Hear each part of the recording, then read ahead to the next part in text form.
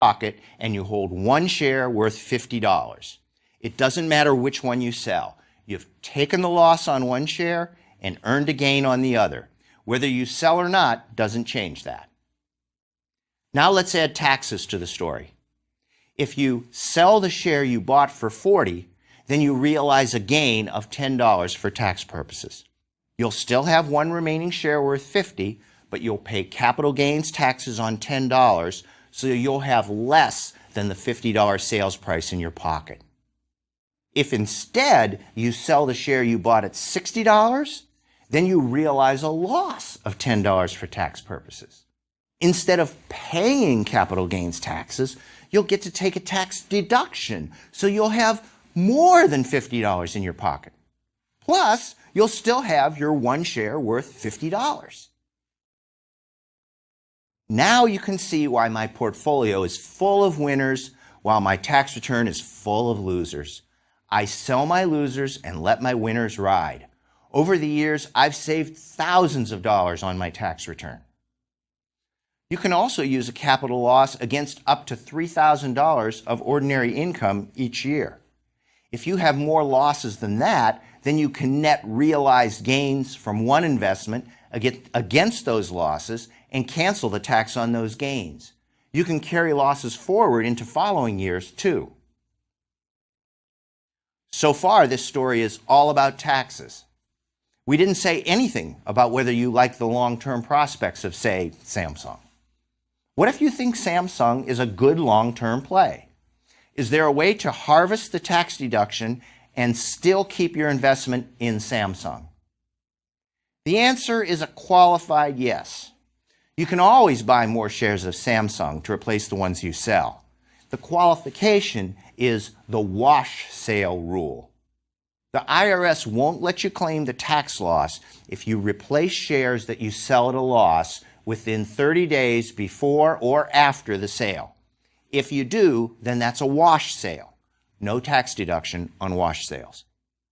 So yes, you can keep the tax loss and still keep your investment in Samsung, but you're either going to have to buy the replacement shares at least 30 days before you sell the losers, or else you'll have to wait at least 30 days after you sell the losers before you replace them.